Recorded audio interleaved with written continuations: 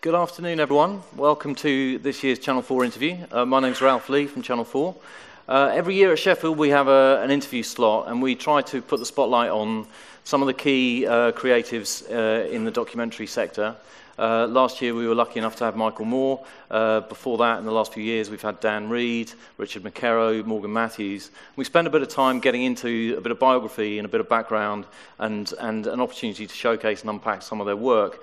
This year is a really special treat because we're getting two for the price of one. So we decided this year to put into the spotlight Kath and Nick, the co-creators and co-directors of our recent drama documentary hybrid project, which was stripped across a couple of weeks ago on Channel 4, The Trial, A Murder in the Family.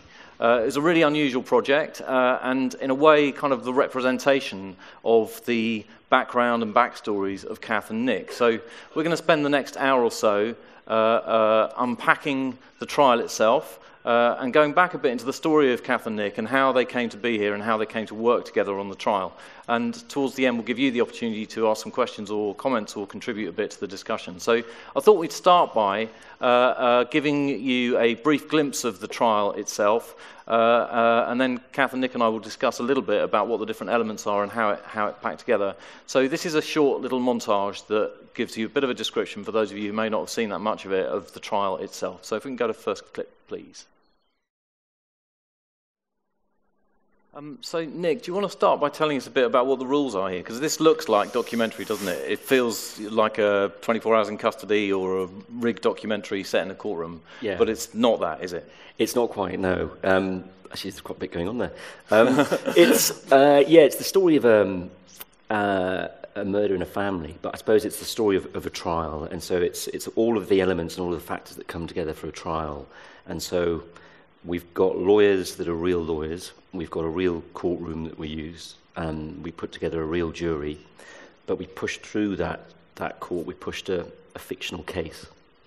So it was a case that was entirely created by us. We wrote the case, we wrote the story, or we compiled all of the evidence, all of the witnesses, and then we cast the actors that played the accused, and some of the witnesses, and some of the witnesses are obviously, the expert witnesses were real witnesses. And then it was a mixture of those elements coming together for the trial itself. And what are the rules, Kath, when you're on set with a show like that, where you've got this mixture of a real set of jurors, you know, the barristers, the judge? How are the rules set? How does it run as a piece of work?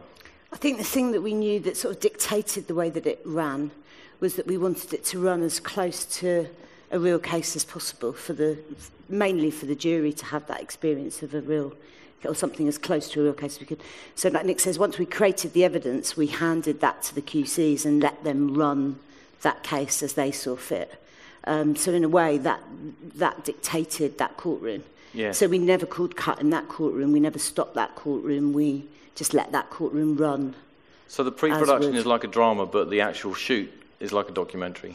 Yeah, I suppose so, yeah. I mean, in some respects, the pre-production was not traditional of a television drama, I would say, because the actors were part of creating that story that Nick talked about with the writer, because they knew, or we all knew, that they had to go into that courtroom and be able to respond in real time without a script. So I suppose most people watching it, and I looked at it and assumed a level of direction was going on. But that's not the case, is it? So tell us a bit about how that's working as directors in terms of how the action is unfolding. You're shooting it on multi-cameras, you've got a rig in the courtroom, so you're capturing everything, but the action is not directed by the producers. Yeah. It's like, I think it's like I said, you know, in the preparation for that to get to that stage, you know, it was so important that when the doors of that courtroom closed, it just literally behaved like a real courtroom. And so, you know, as well as creating the story, I think all of the elements of the, you know, we gave the QCs bundles of hundreds of pages of documents, just so that they'd never have to ask us for anything really. They'd have enough sort of real estate to keep a 2-week trial going without any input from us really.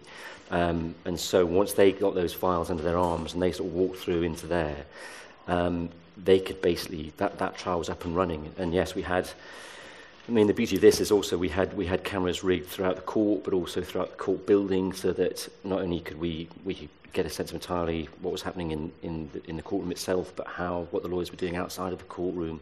And obviously the jury were a massive part of this. Yeah. Something that you could never get to in any documentary sense. And so, where they did their deliberations and all of that was rigged as well.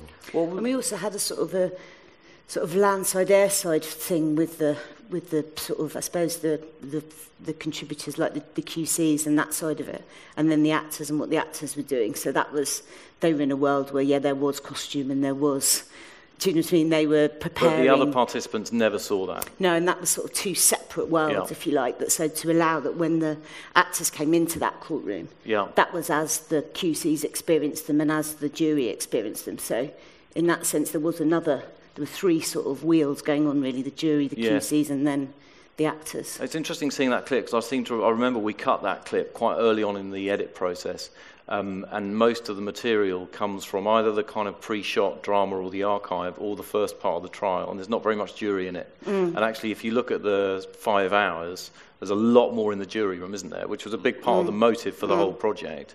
Do you want to tell us a bit about that? About what, in a way, that's the point of the whole thing, isn't it? Yeah. So I'd done something before where we filmed a real trial, and there were a few things that were drilled into us during that process, is that you cannot, and under any circumstances, identify or show a juror at all. I mean, that's just verboten in filming in anything to do with any legal system in the UK.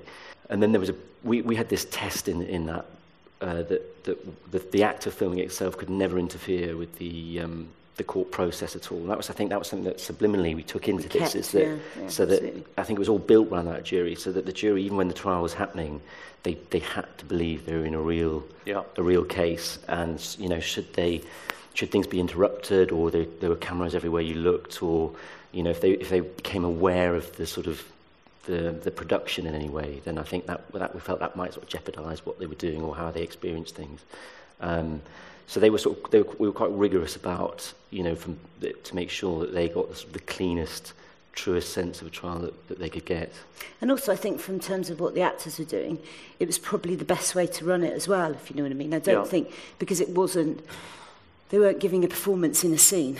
They were in that space, in that room, in that box for 8 hours a day, or whatever the accused was in that. But do you know what I mean? So actually stopping that and asking the actor to do anything one way or the other wasn't really. Once they were in that room, they were live in that room. Well, let's use the act as an opportunity to kind of wind back a little bit, because in a sense the project itself is a kind of convergence of two different talents. Kath is a drama producer with an eye for documentary. Earlier she was describing one of the kind of sort of adjectives that she uses, undramally, which is sort of an unusual word, but it's sort of for someone who works in drama, spent their whole life in drama, it says quite a lot. And Nick is a documentary director. As we go through and unpack some of the clips from his programs, you can see he has a kind of incredible eye for dramatic form. So you've got these two different genres kind of eyeing one another over the water. And as we kind of wind back, you'll be able to see how they come together and make this project. So starting with you, Kath, you're talking about the actors. Your background is in theatre, isn't it? So before you came into TV, and is that something that do you think that makes you a different TV dramatist as a result, that you worked in theatre and worked with actors and scripts and writers in different ways? I think so, probably, yeah. I think the fact that I was sort of familiar with rehearsal rooms from working in theatre and seeing a process with directors and actors that's very different from sometimes what a television drama process might be like, which can be much more technical, I think, or in some ways quite. So I worked a lot in new writing, almost exclusively with writers and on projects. So I think that does make a difference, actually, I think, in terms of understanding what an actor So you came into the BBC, script editor for EastEnders, and then you came into the orbit of Tony Garnett. Yeah. We've got a clip here. So Tony Garnett, incredibly famous. Most of you will be aware of him and know him. He was the producer behind Ken Loach's most famous films, Kes and Cathy Come Home. We've got a clip here of Cathy Come Home, and butted onto the back of it, a clip of a kind of contemporary TV drama. And we'll just show them very quickly, and then Kath can give you an opportunity. Kath can take the opportunity to unpack a bit of Tony's influence over her and over the genre. So if we can roll the second clip, please.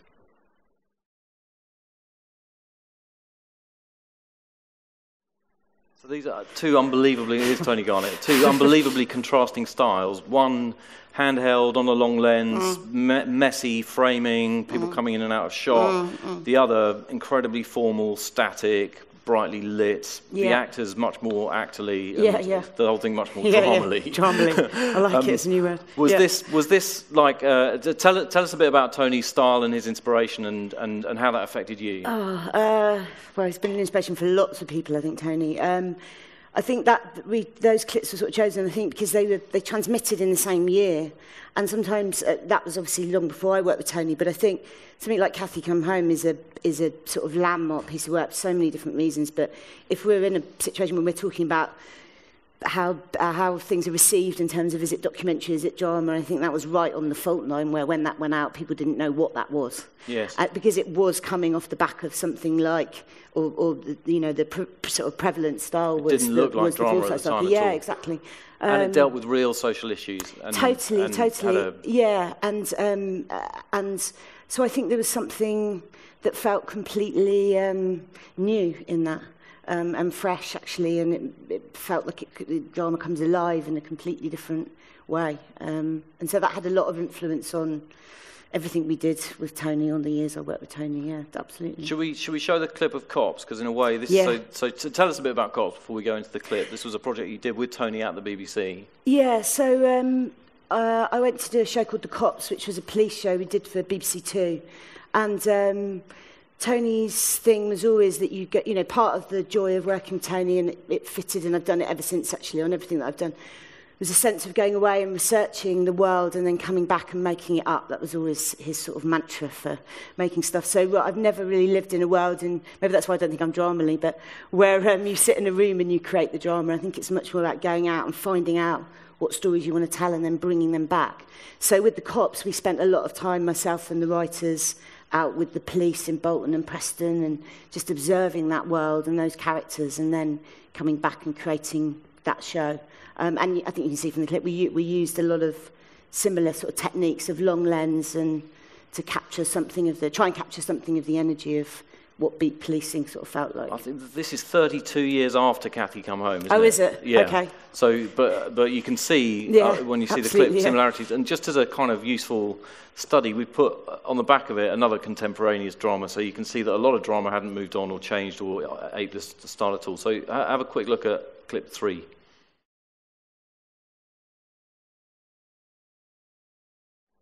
Tell us a bit about Cops, a bit more about Cops. So that scene, it's shot on location, and it's very long lens. You're quite far away. The camera's moving around a lot. It feels very documentary, doesn't it? Yeah. So are you very self-consciously aping a kind of observational documentary style? And I suppose we were on that. Yeah, I mean, but I think the thing was that it felt like that was absolutely the right aesthetic to try and capture what we wanted to capture on that show. And it felt like when we did the research.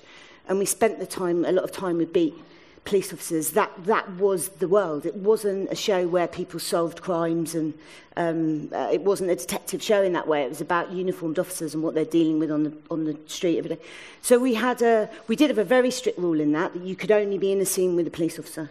You could never, ever be in a scene that didn't have a police officer in it. And so sort of structurally, in terms of what that means for script, was that you were never having sort of set-up scenes at all. So you'd never see the scene where two people are having an argument. You wouldn't never see the scene where the kids were nicking those clothes. You'd only ever come in with the police and come into the action with them and then sort of tell the story that way around. So I think that was really refreshing for the writers because it meant that you were having to tell a story in a slightly different way. And the scripts were incredibly long for that show in terms of written scripts because it would move at such a pace. Like real dialogue. Yeah, like it absolutely did, yeah. And then the freedom, like you say, we'd sort of stage that scene and then we'd let the camera... We'd do a number of takes, but let the camera find the most interesting thing it wanted to find on every take. And in the scene, not everyone is an actor. Is that right? Yeah, we cast a lot of... we did work with a lot of non-actors in scenes, and I think that really worked for us, I think. Yeah. Because in some ways, some similarities to the trial, just in the sense that it meant that the actors couldn't sit in a world where they completely knew what was going to happen in that sort of way that you can be reliant on another actor to know. And the shopping centre is not a set. In fact, a lot of people are not aware that you're filming, so the reactions of people walking by are natural. Yeah, we tried to do that as much as possible, actually, to try and get a sense of putting that scene in the world and then getting right back off it and then letting it play and see what happens. I remember Cops because I was working at the BBC at the time. And I remember it being unbelievable. I mean, not only that it was very highly regarded and won all the awards going at the time, but it felt unbelievably brave that drama was being so undramally, that it was sort of losing a lot of the things that... And you're shooting it without reverse shots as well. There's another kind of key technical point is that one of the absolute sort of day-to-day aspects of drama is shooting your reverses, giving yourself the opportunity to cut. But you never do that, so you're shooting it on a single camera, much more like a documentary style. And just trying to pare back everything that isn't about the thing that you really need. Yes. If you know what I mean, which is a story, a really good script, good act, you know what I mean, and then let it go. We had another clip which we had to cut for time, but it was of a Channel 4 drama called Buried, where again you used a set of quite strict rules. It was a prison drama set inside a British prison with quite a gritty milieu, wasn't it? And again, you imposed on yourself quite heavy rules about what. And am I right in remembering that the drama never left the prison? So you kind of. So do you find the rules useful? Absolutely, because I think one of the sometimes one of the challenges of drama is you can, particularly on the page, you can sort of go anywhere. A writer can create absolutely anything, and sometimes when you're trying to find the right shape for something, I think that is quite helpful to be able to sort of focus in a particular way. I mean, Tony always used to talk about Trojan horse drama. That was another sort of mantra that we had with Tony, where something like The Cops, you couldn't go and sell a show about social workers to the BBC, but you could show them police ensemble drama that can get to the same sort of material. Do you know what I mean? So sometimes when you're making a formal decision about how you tell the story, it sort of frees up something else. It gives someone a muscle to sort of work with. Because you think they wouldn't have bought the documentary? Not about social workers, no. So it was a way of getting social issues. They wouldn't have bought a drama about social workers. No. Sorry. I don't know if they'd bought a documentary. But from a broadcaster's point of view, why go to the expense of making a drama in a documentary style rather than making a documentary? So what do you get out of doing it in that style that you might not get out of a documentary? Oh, that's a tough question. What do you get out of I suppose it's a bit like the things that we had in the trial about things that you can't get to if you're shooting documentary, I suppose, if you know what I mean. Like on Cops, we had certain things, again, rules where, I mean, there weren't rules that could never be broken, but things like we'd rarely go into a police interview scene, but we'd come on the cusp of characters coming in or out of a room, if you know what I mean, and catch that bit of conversation coming in and out of a room.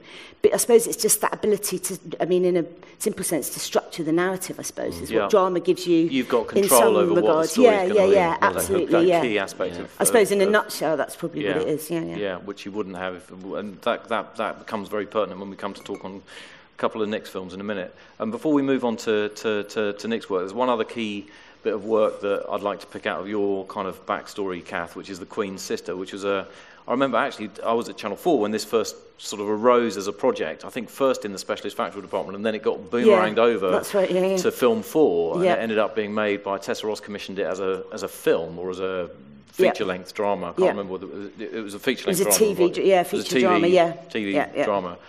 This is called The Queen's Sister, and it raises lots of other questions about what's real and what's not real and how much license dramatists can take. So we could start with this clip, which is the opening couple of minutes of the film, and it's particularly useful because it's got a caption at the beginning, which is quite interesting in the kind of history of dramatising true stories. So let's have a quick look at a clip from The Queen's Sister.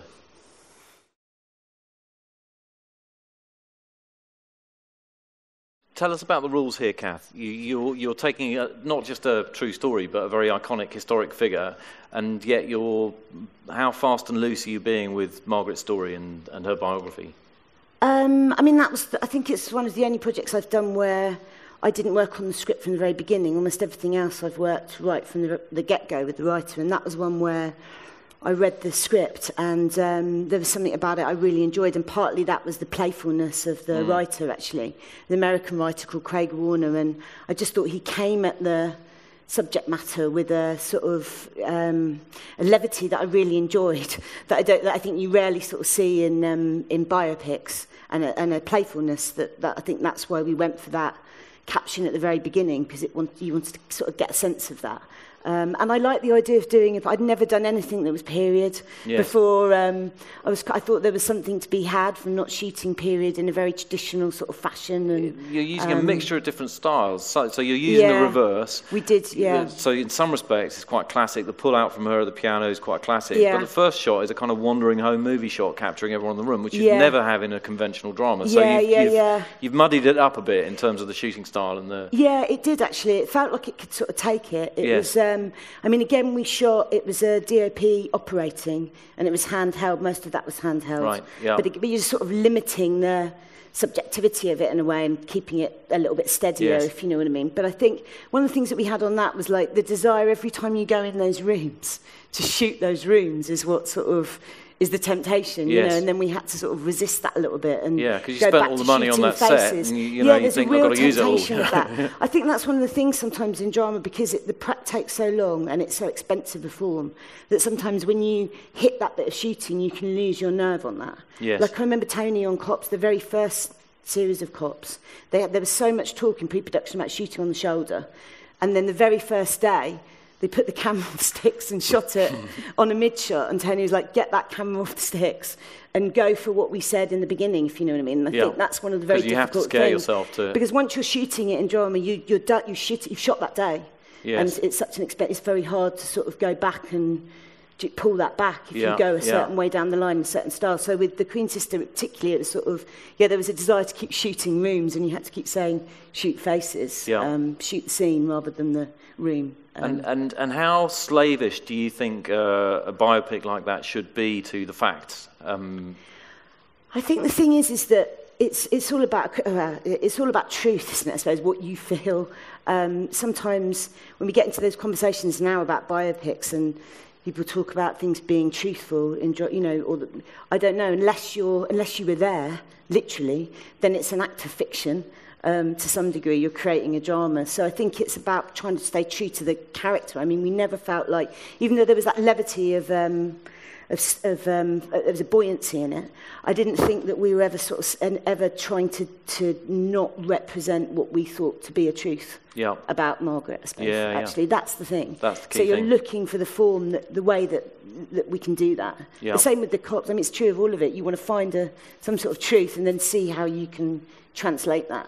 The style dictate, comes from that, I think. So on the taking the truth thought, let's switch horses and jump over to Nick and see how these two kind of biographies sort of converge.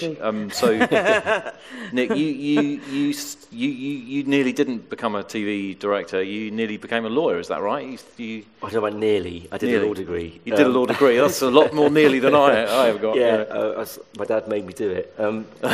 So I did that, but I left as soon as I could. As soon as that was over, I left. But that's what I did at uni, and I've it's been handy actually. Did it give you an eye for legal process and a little bit of legal process, gave you an a little bit of detail? You've done quite a lot in courtrooms.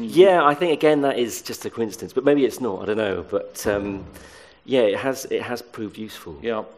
And in you were a researcher and soon started directing, and you were kind of a sort of new generation of directors who worked very kind of in a very compact way, often shooting yourself. That was it. It was when there was a lot of sort of self-shooting was just beginning, and the camera technology was getting smaller and smaller, and it allowed you to, have these very small cameras that you could, put in the boot of the car, and you took a car and off you went. And, of course, you still needed crews for various things, and there was a lot of things that were still shot with crews. But I think the things that I found myself working on were pretty much self-shot. And I quite enjoyed the freedom that gave you. And also it meant that you could spend a long time in places. There was the resource there to sort of really be in one area or one place for quite a long period of time. Do you think that's an important part of the storytelling for you as a director is the ability to capture a story that unfolds over a long time? Because it's sort of... Yeah, I mean, I think I suppose it's sort of what you gravitate to, and I often found that I enjoyed most sort of getting into a place or a group of people and spending time there, so you didn't feel like you had to make the film immediately. You could listen to where you were, you could pick up on the tempo of the place, and then the film would emerge. And you were there to collect that, to capture that. So that's the way I think I preferred working, So let's talk a bit about the film you made for the BBC back in 2010. It was for BBC Science, called Between Life and Death. And it's a good example in a way of you entering, it was Addenbrook's brain injury unit in Cambridge, and you entered an institution and really got to know the people before you started trying to capture something there. Yeah, because it was a very complicated place. It was, there's this one unit in Addenbrook's where everybody's in a coma. It's this room with 20 patients. It's absolutely silent. But you have these giants of, neuroscience that are writing the government green papers on brain death and things. And I think the BBC were looking to make a film in that area about how, in the modern day, decisions are made around withdrawing treatment, and the brain is where we die now rather than when our heart gives up. So on the face of it, it wasn't really it was quite scientific, as you said. It was quite a sort of technical area. And the hospital were keen that I spent some time in there just to sort of, because it's quite disorientating when you're in a place like that. You don't really know where the sort of stories are or what points they happen. And so I found it really useful being there without a camera, and I think the doctors found it really useful. But we soon started to film just to get the process and just to put. Did you have a crew, or was it you shooting? It was just me shooting. Yeah. I had an AP that I worked with, and we basically lived in the hospital, and we sort of spent a lot of time on that unit and in that ward. Just finding out how the ebb and flow and how it worked and what decisions were being made, that sort of thing. So I picked a clip out which for me kind of illustrates the key difference about what we were talking about with Kath earlier about dramatists being able to choose what happens in front of the lens, because what documentary makers hope for is that something dramatic happens in front of their lens, and this is, I think, one of the best examples I've ever seen of being in the right place at the right time, and the painstaking work that you did in the hospital and trying to work out where you might see a story and being there at a moment when something truly dramatic happens. So let's have a quick look at the clip number 6, Between Life and Death.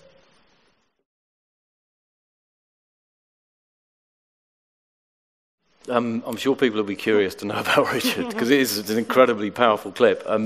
So he had previously said he didn't want to, he was a motorcyclist, he said he wouldn't want to survive it's an extraordinary story. Paralysis. Yeah, he was a keen motorcyclist, and he'd had other friends that had been paralysed, from the sort of the waist down, and he'd always said to his family that if he was to have an injury or any serious injury, then he wouldn't want to be kept alive in any way. And there's sort of fate would have it, unfortunately, for Richard. He had a very severe, motorcycle accident, and this is what they call a spinal injury that, left him as compromised as you saw there, where, he literally couldn't do anything.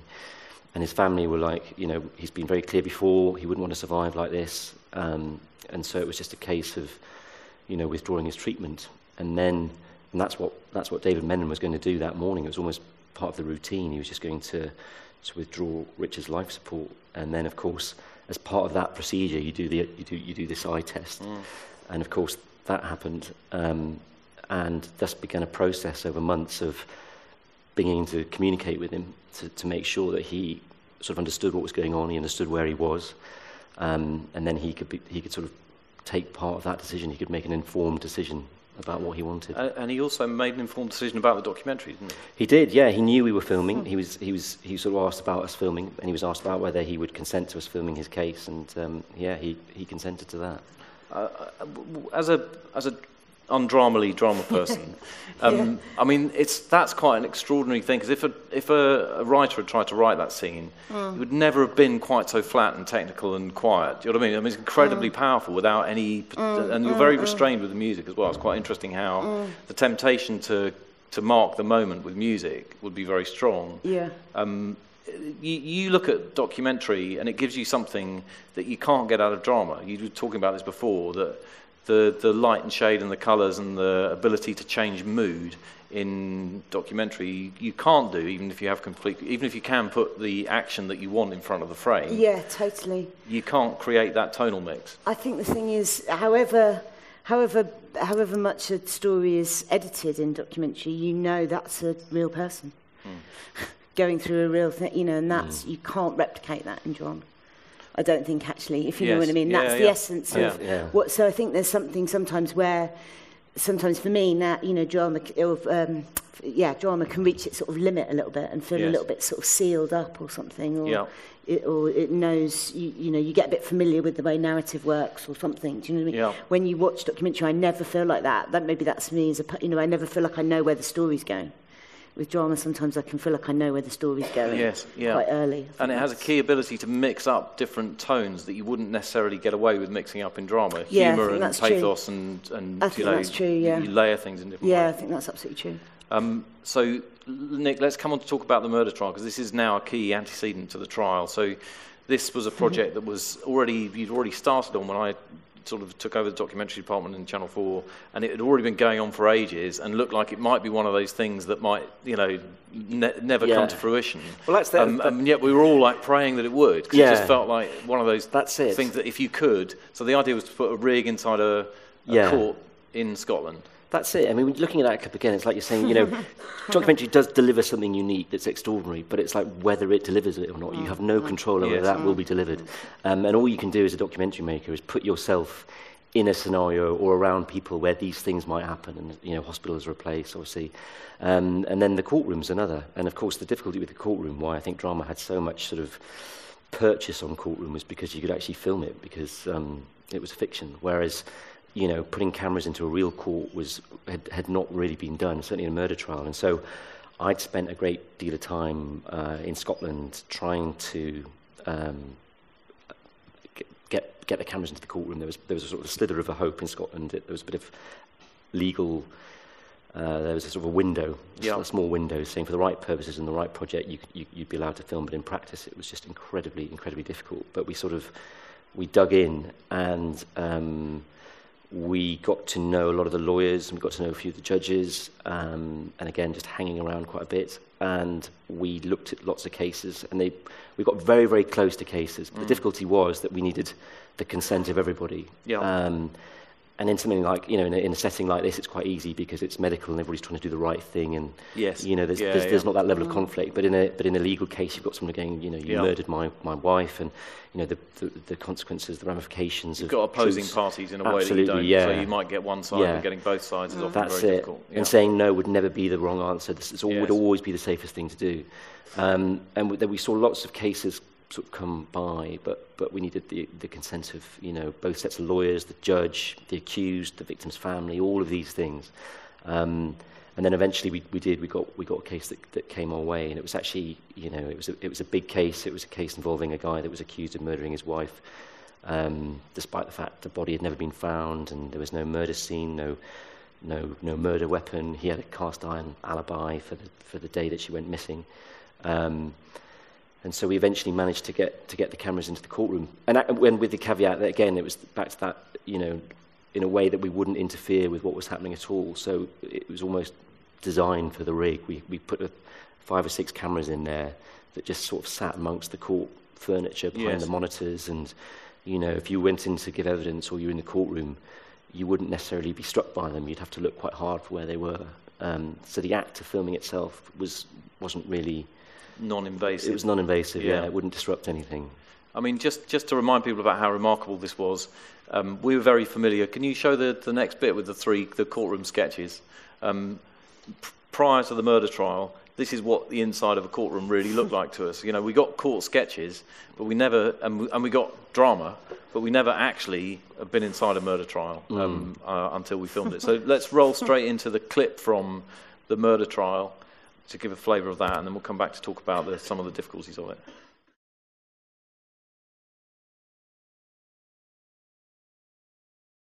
I'd like to just sort of reference, you say that it's non-invasive, but it's actually completely game-changing having a rig in there, isn't it? Because you've been working with a single camera in a very lightweight way. Kath's been working on the end of a lens, sort of not shooting reverses. And sort of here, suddenly, you've got close-ups of every single protagonist in the courtroom, and you can cut in real time from one to another. So in terms of the storytelling, what you can do, it's completely game-changing. Yeah, it's like sending in cameras by drone, isn't it? It was. I mean, sometimes it's just the parameters are quite useful. The parameters that you set, and actually, we benefited from this. It was the first time the drone cameras actually had a new zoom, so it means that we could get tighter than the previous generation. Yeah, because it's incredible that sequence where you go from headshot to headshot to headshot. That's if you're trying to shoot that in drama, you've got to shoot that scene 4 times. And in documentary, you never get it because the thing only happens once, and you can't follow all 4 of them. So it has completely changed the way that we're able to tell stories in these kinds of spaces. Yeah. Yeah, no, it was great. And, we didn't need a lot of cameras in there either. It was just, we were very limited by the room that we could be in, by how many cameras we could put there. And, it worked well. It was like having a very, very disciplined sort of camera person that wouldn't miss a shot. Did you know going into it that you would want to bring in as many extraneous elements, the home movie, the interviews? Did you always have those layers in mind? You work with Ben Brown, the editor, don't you? Who also edited the trial. Is that sort of layered on afterwards in the edit, or do you know that you're going to want those elements? Well, I mean, but these trials are big. When you're on trial for murder, there's a lot of history that comes into that room. There's a lot of characters. There's a lot of backstory. There's a lot of, human life in there. And the courtroom, in some ways, is quite good at drawing on that now and again. Yeah. In other ways, it's not interested in it at all. It's a place about testing the evidence in front of the jury. So, whilst it's good at one thing, televisually sometimes it can be quite dry. It can be quite dry, yeah, and it can go on for a long time. It can be very dry, very boring. It can be very, it can be quite dull, quite uneventful. And so, those sort of things don't work brilliantly for TV. So when you cut this down, you're sort of looking at what you can sort of weave into that narrative to sort of unlock things and bring things to life that might start in the courtroom that you can take to somewhere else in archive or in interviews. So this was a 4-month trial, and you cut it down to a 2-hour single narrative special. And I think also the audience need to know what's sort of happening. They need context about various characters, because again, the court can be very, very brief with people, and things can be moved over quite quickly. But then when you realise that she's got a sister and what the relationship with that sister actually is, then her evidence in court becomes something different. And so we got to grips quite quickly with the sort of things that we could draw in and bring into the TV version of that. There's a kind of timing coincidence here, because while you're in Scotland making the murder trial, Kath's also in Scotland making Murder, a BBC Three drama series, which in a way it takes you even further into the documentary form, doesn't it? Mm-hmm. And I put together 2 clips here. One is a clip of The Thin Blue Line by Errol Morris, which most people at a documentary festival will have seen. And back to back with that, there's a clip from Murder, and then I'll ask Kath to describe how they relate to one another. So let's have a quick look at clip 8, please.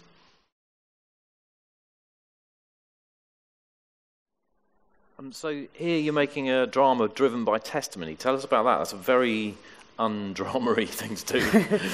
The writer was a writer called Robert Jones that I've worked with a lot. I worked with him on The Cops. I worked with him on Unburied. We've got a very long-standing sort of working relationship. And we were asked initially to do a series about lawyers, actually, for BBC. And we started doing the research, as we always start with the research, and we spent a lot of time in courtrooms watching cases in the Old Bailey, just up in the public gallery. And there was a moment where we just had a feeling about when you were watching witnesses on the stand and you heard a story, and then you think you got to grips with it, you think, I know what happened there, that happened, that happened, that happened, and then you'd watch the next person get up and you think, oh, hang on a minute, my whole feeling about what happened has just changed now. There's something quite exciting about that, and it was like, then we had again, like a formal challenge in a way, but can we tell an hour like that with conflicting or contradictory sort of testimony?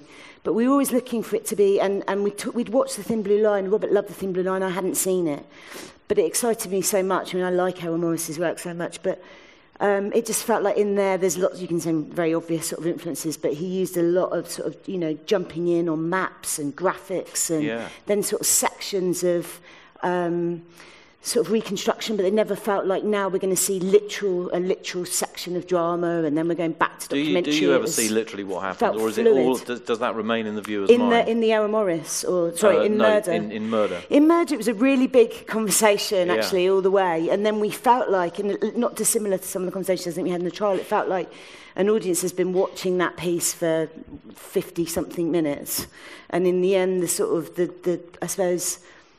So it's questionable, but the requirements of drama sort of feel like you do want to know that. You need to satisfy you do that want to know, curiosity. who did that. Even though obviously in a real trial you don't know that. Yeah, that's the key thing. And that's one of the sort of, the issues that we sort of face with the trial as well. Yeah, and it also felt like, having done a lot of drama up to that stage, it felt like, as I say, sometimes drama feels quite sealed, and you wanted it to come down the lens a little bit, and I think that's what was exciting about sort of realising that it wasn't a mockumentary, it wasn't trying to be a mockumentary, it wasn't trying to tell you it was a documentary. Yeah. It was very clearly a drama, it was quite stylised in that way. Yeah. But it wanted to come at you. Come at the audience. And it was around this time that you guys were in touch, were you? Because you were both in Scotland, and Nick, you've been aware of Kath's work. Well, yeah, I'd seen that, and it was the first time that I'd saw drama behave, in that way, and I was really taken by it because it was something that I, understood, just a bit of that grammar and a bit of those shots.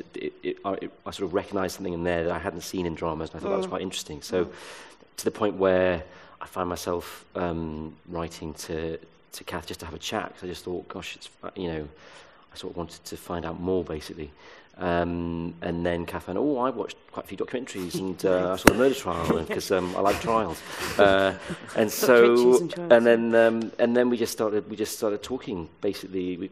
We started chatting, and then obviously I was in Scotland trying to get the murder trial away, and then Kath was starting a second series of Murder, and so it was quite a useful friendship, yeah. So, I mean, from Channel 4's point of view, one of the big incentives for doing the trial was to kind of scratch the itch that the murder trial left, which was, however much you get to know the witnesses and the barristers and the courtroom, the camera never strays across to the jury, and that kind of key aspect of the 12 members of the public who get to choose on the most kind of key and important cases in the land is just sort of completely off limits to us. So the desire to get in there was a major part of the motive. Coming to the trial now, how did you go about making that authentic? So what were the kind of rules around the jury? How did you find the jury, and how did you treat them, as it were?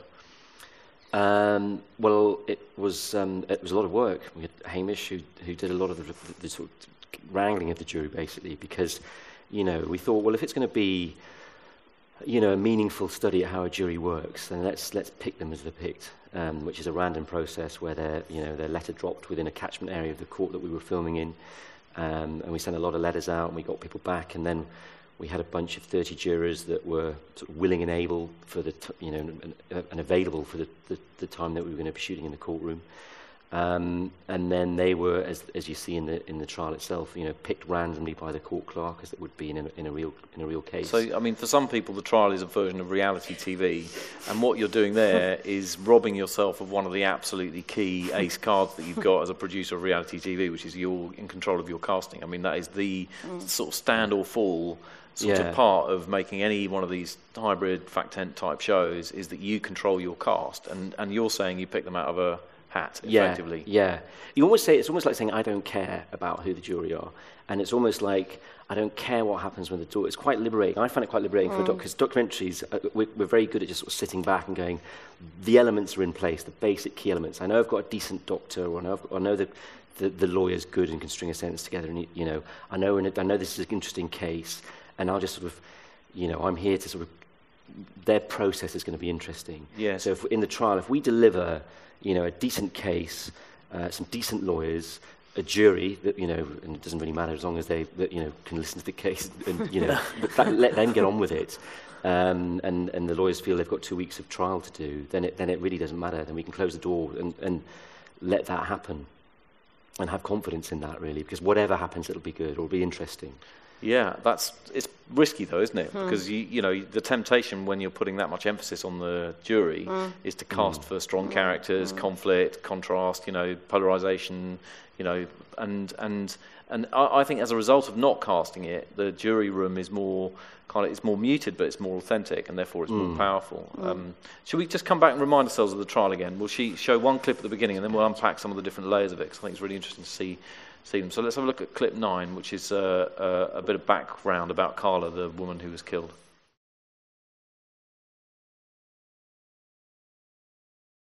It's so interesting to see that and see how the different elements that we've discussed in all the other work kind of come together, the different layers, the different rules that you've got. before I come on to that, I'm curious to ask about the barristers, because John Ryder and Max Pemberton are both really serious barristers. I mean, these aren't kind of renter TV pundit, are they? Max Pemberton's now running the government's review. Max Hill, sorry.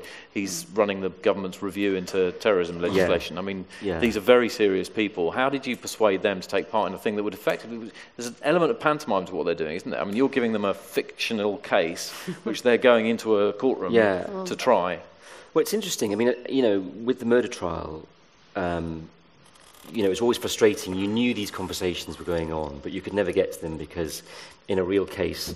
You know, a lawyer can't breach that legal privilege. You just can't go there. They can't tell you about details of the case, and you can't film those conversations. They are by law secret. And I think a lot of the lawyers had.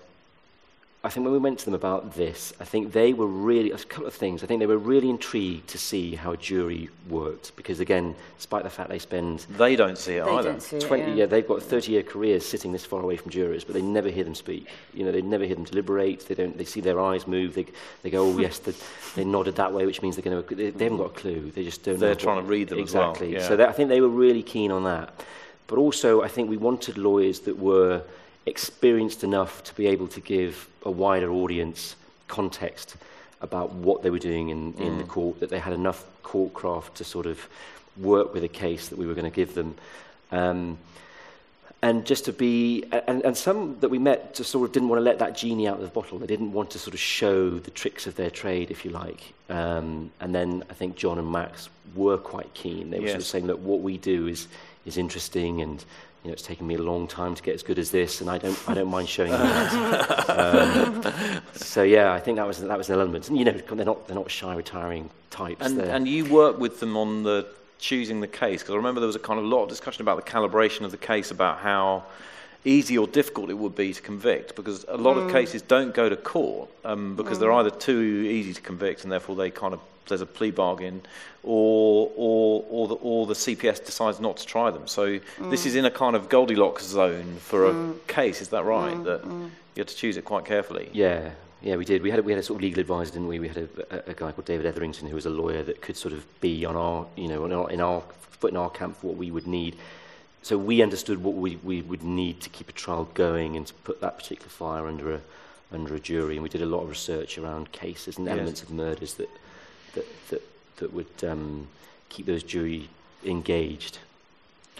By the way, I'm really happy to... We probably won't have time at the end for questions, but I'm really happy to take questions if anyone wants to wave as I'm going along to throw... Yeah, someone at the back wants to... The issue with jurors. The ethical issue with the jurors. Like, did they know, and if they didn't know, what happened with consent from them? Was it afterwards, post-fact? Did you have a strategy? Did anyone say no? Or did you have that affect the editing? Well, with this, they knew exactly what was happening. You know, they knew that. I mean, the summons came from Channel 4 rather than the CPS. It just had to. So they knew that it was a fictional case. Yeah. But again, the challenge and the beauty of it was that I think as soon as they were in the case, that soon fell away, and they would, you know, if you see them deliberating the case and you see them engaging with the case, I think you understand that they truly believe they're in a real case. Yeah. Coming back to the clip and the different elements that are going on there, this is once it's up and running in the courtroom, you're not pulling the strings of it. It's being run by the court. Yeah. But yeah, there is a writer on this, isn't there, Kath? So what's the role of the writer? Because it's quite a different one from a normal... They haven't scripted this. Yeah, the way we worked on it was, as Nick was saying, we sort of spent a long time talking about what sort of case we wanted to put in that courtroom. Because obviously there's, you know, reading case files from real cases, having sat in the gallery a lot, both of us, and looked at sort of retrial material, and it felt like it felt right to pick a case that we thought the jury could relate to or have some sort of purchase on, rather than choosing sort of a gang stabbing, or, you know, for this particular, we decided Newbury, we decided a certain world, a certain milieu for the whole thing. You know, so they would have it would be relatable. Exactly, and it's not an urban courtroom. It's not a. It's quite a middle class protagonist. Yeah. It felt quite good to give it a specific domestic violence theme, quite common. Yeah, and to give it a specific world, I suppose, because sometimes because it's quite a high concept thing, to actually start to lock it down and say this is Newbury. Yes. For the writer was quite good, I think. For the actors. So when we went into the rehearsal process, which was probably a couple of months, I think, roughly before we did the trial, I would say, we were in the room with the actors cast and with a sort of quite detailed synopsis of the case, and then we worked with the actors in the room to sort of develop that story, and Sarah, the writer, in the room. So she'd been part of writing that case and writing the sort of biogs and the backstories of the particular characters, but also because she's an actor herself. Just before she became a writer, we knew that she would be able to sit in that room and understand that process. Yes. So going back to what we were saying about knowing theatre, if you know what I mean, you knew that Sarah would sort of get that it wasn't, she didn't have a role as a writer where she was sitting separately from everyone else, writing the script and then delivering it, if you know, for this section of the work. You know, there was. And then the last programme, episode 5 of the 5, there's a kind of transition from the documentary to the drama element. Do you want to just talk about that and how you managed it? Because it was quite that in a sense creatively is one of the hardest things about it, isn't it? It's to create that join. Yeah, I think going back to what you were saying about Murder, making that decision in Murder, the fiction, to show the crime. It was always in the plan of this show, wasn't it, from the original conception, that the sort of reveal, there would be a reveal of truth. Yeah. And so that onus is on the drama to deliver that. So the story that we'd created in the rehearsal room, it was that we stayed true to that, both in the courtroom and in the stuff that we shot. That's sort of more traditional, for want of a better word, drama that we use for that reveal. Because the truth about what really happened was I didn't even know. So there were very few people, even at Channel 4, who actually knew what was going to happen. So that was kept back from all the actors, except for the people. I mean, the girl there in the clip, the woman there in the clip who played Carla's sister, she didn't know when she was in there. So some of that was very helpful, I think. Yeah. So the actors only knew what they needed to know. Yeah. Because we didn't know once we got in that room in the trial what they were going to be asked, how that was going to. So that story was so alive in that courtroom because everything they were asked, the actors were responding, you know, with what they knew to be true of the character and the parameters we tried to put around the evidence. And Nick, for you, this is like, you know, only wind back a few years, you're on your own with a camera. Suddenly you're on a set with hundreds of cameras and moving parts left, right, and centre. It's a very, very different challenge as a director, isn't it? Yeah. There were a lot of elements involved, but then what that unlocked was quite interesting, and I think you thought, oh gosh, that is, you know, all of those conversations with between the lawyers and the lawyer in particular and the actor that played the accused in this was extraordinary, and you sort of understood then the amount of resources that were needed to sort of allow that to happen. Yes. And so that made sense. Yeah. It was a massive sort of team show in that way, I think, with everybody in Dragonfly, and you know, because it needed to be, because when we were running that trial, we were up and down those stairs, if you know what I mean, dealing with different things that were occurring as it happened, and there were a number of people doing that, I think, to keep it I'm being told we've only got 5 minutes left, so let's look at the final clip. If we can clip to clip 11.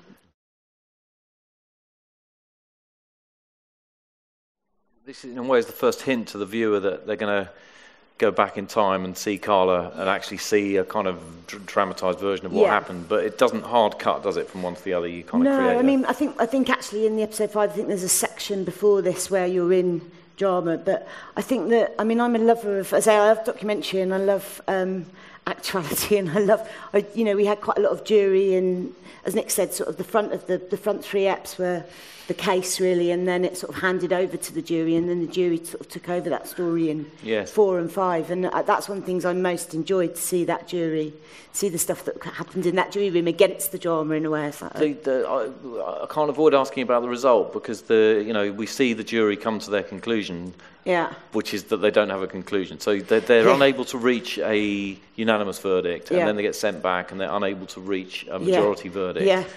I mean, at this point, the TV producer in me is just aching to intervene. And I remember Amy phoned me up saying, this is what's happened, and we agreed that we just had to let what happened happen. I mean, in some respects, it's quite unsatisfying. In other respects, it's sort of the whole thing is on an absolute knife edge. It makes you realise how difficult it is to convict someone of murder. Were you disappointed? What was the reaction on the day on the set when the jury come back and you go, God, it's a retrial or a no trial? I think it was. I mean, hung juries happen quite a lot. I mean, the Rolf Harris case recently. Even a couple of guys in the edit done jury service. They were both involved in hung juries. They're more common than you think. I suppose that, the jury had done all they could in a way. I think they'd got to the end of their journey with what they had, and I think one of the things by having a case that was quite finely balanced in a way. I think it might have been a result of that, and and they were quite entrenched in what they believed, and there was enough in that case for a juror to sort of get a purchase on one particular aspect. Yes. And so they each had a bit of bone. It certainly made the allusion into drama, and then seeing what really happens more dramatic. I felt a strong sense of injustice, as if the trial had been real and Simon had really been. Do you know what I mean? Once you've committed to it. I think that helped, and I think like Nick was saying, I think maybe that's where when you're creating a fictional thing, what we really wanted, I suppose, was that jury to debate. Yes. Effectively, and the TV producer and director for me would go, if that was going to go over in 10 minutes, that was real trouble. If you know what I mean. And you got that. You got and also you got a sense of the personalities case. Coming into the room. The jurors bringing their own backstories into the room. I found one of the most fascinating aspects of it. We've got a question up in the balcony there. Yes. What insights did the barristers get from the jury? You mentioned earlier that was part of the reason that they took part in the first place. I think they've really enjoyed it. We're going to have dinner with them later in the week, actually, to really download what they felt. But so we didn't, when we showed the barristers the film, we didn't show them the final episode because we didn't want them to know what happens. So we'll catch up with that. But on the bits in the other episodes where the juries do appear, that they're fascinated. They really are. It's like they are seeing a whole new planet. They're like, just agog at what they're saying. I think sometimes they think jurors. I think they were slightly surprised that juries or the jurors sort of followed their personal experience more than necessarily the evidence sometimes. But that was just a hint of what I heard. But they also, having met them at the press launch that we did for it, they feel a very strong sense of the importance of the jury system, and they really wanted that to be seen and understood and mediated to the public. So they were kind of incredibly supportive of the project. Are there any other questions? Yes, at the back there. Were there any particular points of conflict between the two of you coming from two different genres? That's a Steve's question. I'm just being told we're going to wrap up. Yeah. Do you want to go first? I think there's always it's happy conflict. They are just in the parameters of this and the way that it had to be done in the time that we had and things. And I think documentary can move quite quickly on its feet, but then you've also got to listen to drama, which does need preparation. And I think there are probably times where it felt like that was a bit pinched, maybe more than. I think there's so many different ways that you if you've done a fair bit, but you understand story in a certain way through the genre that you've worked in, and even if you watch another genre a lot, like you watched a lot of drama and I've watched a lot of documentary, the actual understanding of how they're made is so fundamentally sort of different in many ways. Not so much about how they cut on screen, actually.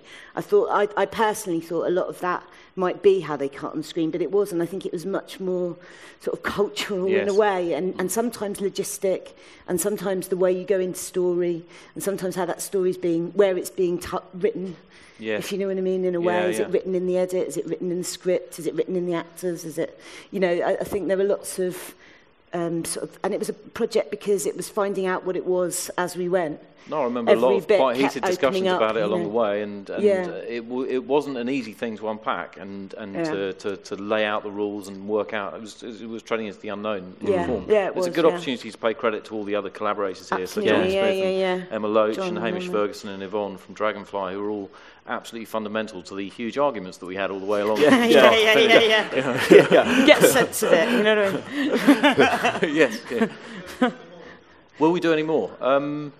It's a colossal undertaking, like in terms of cost and creative ambition. I think we would do more kind of things like it. I don't think there's much point in doing another murder trial or just rolling out another straightforward trial. In a way, we'd look for another motive to do other projects like it. And whether we go back and do the whole thing in a courtroom like that again, I don't know. But certainly this area of playing with form and creating sets of rules and creating collaborations between different creatives and making projects that are hybrids of one kind or another, that involve elements of producer control and elements of surrender and not having control, I think are really interesting, and they're a bit of a specialism of Channel 4. So, any other questions? Yes, Sarah. Sorry? Richard, yes, he survived. Sorry. So that was shot in 2011, I think. But he died last year, unfortunately. So he did really well. He wasn't expected to live, long, and he was, reliant on a ventilator. But he still had his family, and he had 2 daughters that he saw quite a lot, and so. That was a big part of his decision to sort of to survive as long as he could. But unfortunately, he succumbed, as a lot of people do, on ventilators, to an infection. We've got time for one last question, if anyone's got a burning one. No?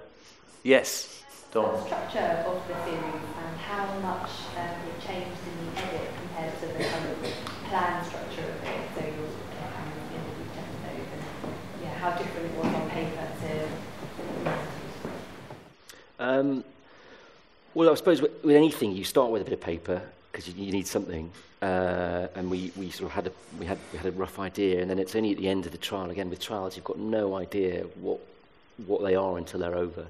And then with this, we had a few edits going on at the same time, and that was a slight challenge of sort of an editor not knowing where the other film ended or what was in there. So I think we tried to tell the sort of story in a sort of linear fashion across that, and then used the other elements sort of placed within that. But I think just to get off the ground, it needed a sort of a broad, linearity to it. There was so much material as well, actually, both from the archive, and that was original archive of the actors gave their own archive. There was lots of archive. There was a monumental amount of stuff that came off the rig. There was the drama shoot itself, and actually sort of trying to make sense of that in the time, like Nick says, across 5 linear, it feels like that's a version of something to me, if you know what I mean, that there's many versions from that material that we had that one could have made. I'm being waved out for time. I'm being given the classic Please signal. hide. So I'd like to just say thank you to Sadie and Janine and Helen, who all helped produce the session, and massively to Amy Flanagan. Amy's looking at her phone now. She won't hear. Amy, thank you. Yeah. And to David Brindley for his part in this escapade, but particularly to Nick and Kath. Thank you for taking time today. Thank you.